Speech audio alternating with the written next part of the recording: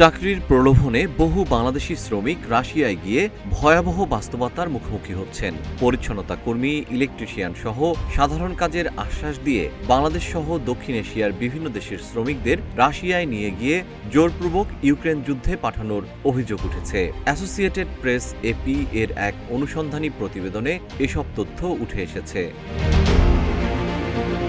প্রতিবেদনে বাংলাদেশের লক্ষ্মীপুরের মাকসুদুর রহমানের অভিজ্ঞতার কথা তুলে ধরা হয়েছে। পরিচ্ছন্নতা কর্মীর চাকরির আশায় রাশিয়া গেলেও মস্কোতে পৌঁছানোর কয়েক সপ্তাহের মধ্যেই তিনি নিজেকে আবিষ্কার করেন ইউক্রেন যুদ্ধের সম্মুখ সমরে। মাকসুদুরের ভাষ্য অনুযায়ী রাশিয়ায় পৌঁছানোর পর তাকে ও অন্য বাংলাদেশি শ্রমিকদের এমন কিছু নথিতে স্বাক্ষর করানো হয় যেগুলো পরে সামরিক চুক্তি বলে জানা যায়। এরপর তাদের একটি সামরিক প্রশিক্ষণ শিবিরে নিয়ে যাওয়া হয়। সেখানে ড্রোন পরিচালনা, আহতদের সরিয়ে নেওয়া এবং ভারী অস্ত্র ব্যবহারের প্রশিক্ষণ দেওয়া হয়। এতে আপত্তি জানালে এক রুশ কমান্ডার অনুবাদ অ্যাপ ব্যবহার করে বলেন, তোমাদের এজেন্টই এখানে পাঠিয়েছে, আমরা তোমাদের কিনেছি।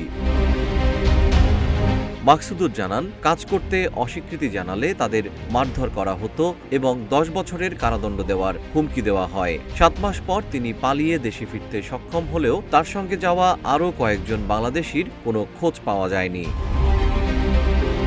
এপি জানিয়েছে, ভুক্তভোগীদের অভিযোগের পক্ষে তারা ভ্রমণ সংক্রান্ত নথি, রুশ সামরিক চুক্তি, চিকিৎসা ও পুলিশ প্রতিবেদন এবং যুদ্ধক্ষেত্রের ছবিসহ নানা প্রমাণ সংগ্রহ করেছে। এসব নথিতে স্পষ্টভাবে দেখা যায় কিভাবে বাংলাদেশি শ্রমিকদের যুদ্ধের সঙ্গে যুক্ত হতে বাধ্য করা হয়েছে। মাকসুদুর রহমান সহ অন্তত 3 জন বাংলাদেশি দাবি করেছেন তাদের ইচ্ছার বিরুদ্ধে যুদ্ধের সামনের সারিতে পাঠানো হয়। সেখানে তাদের কাজ ছিল রুশ সেনাদের আগে এগিয়ে যাওয়া, রসদ পরিবহন, আহতদের উদ্ধার এবং নিহতদের দেহ সরিয়ে নেওয়া।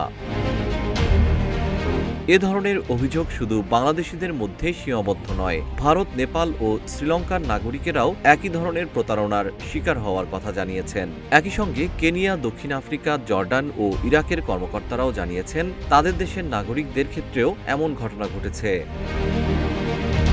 এ বিষয়ে রাশিয়ার প্রতিরক্ষা বা পররাষ্ট্র মন্ত্রণালয় কিংবা বাংলাদেশের সরকার কেউই এপির প্রশ্নের জবাব দেয়নি বলে প্রতিবেদনে উল্লেখ করা হয়েছে। তবে নিখোঁজ শ্রমিকদের পরিবার বাংলাদেশের বিভিন্ন থানায় অভিযোগ করেছে এবং তদন্তের দাবিতে একাধিকবার ঢাকায় এসে সরকারের দৃষ্টি আকর্ষণের চেষ্টা করেছে।